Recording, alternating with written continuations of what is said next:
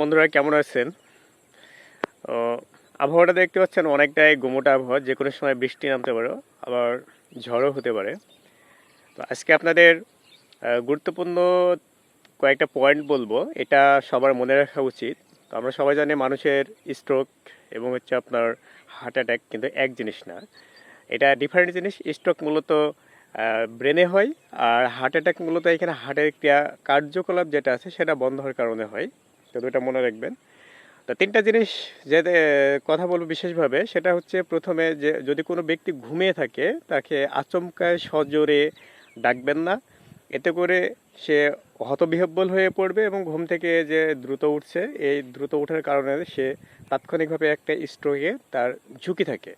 তো এই ধরনের কোনোভাবে ডাকবেন না, তাকে আস্তে আস্তে তার গায়ে হাত দেবেন, মৃদু স্বরে ডাকবেন এবং তাকে আস্তে আস্তে সে যাতে এসে সজাগ হয় সেইভাবে তাকে ডাকবেন। তো এই জিনিসটা মনে রাখবেন যে সজোরে কখনো ডাকবেন না, এবং যখন কেউ ঘুমিয়ে থাকে সেখানে জোরে চিল্লাপাল্লা বা জোরে আওয়াজ হয় এমন করে কিছু করবেন না, তাহলে তার স্ট্রোক হওয়ার একটা সম্ভাবনা থাকে। দ্বিতীয় আরেকটা পয়েন্ট হচ্ছে, আপনারা হুট করে কোনো জায়গায় থেকে এসে গোসলের প্রয়োজন হতে পারে। তবে ঠিক আছে, আপনারা গোসল করতে পারেন, একটু রেস্ট নেবেন।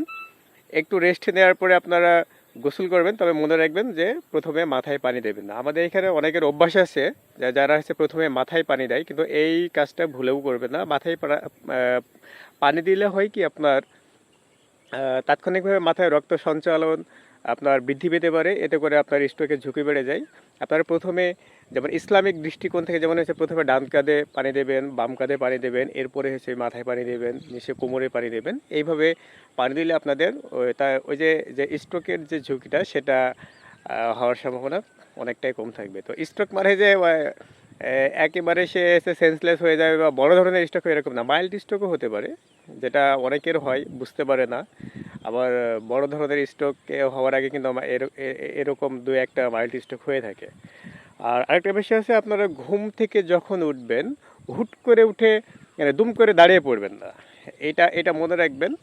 আপনারা ঘুম থেকে যখন জাগবেন অন্ততপক্ষে 2 থেকে 3 মিনিট বিছানায় থাকবেন। আপনার শরীরটা যতক্ষণ স্বাভাবিক না হচ্ছে ততক্ষণ আপনারা বিছানা থেকে হুট করে উঠে দাঁড়িয়ে পড়বেন না।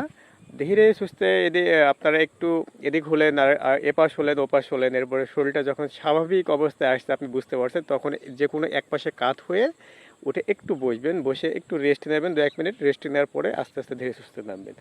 তো এই মূলত 3টা বিষয় খুবই গুরুত্বপূর্ণ সবার জন্যই।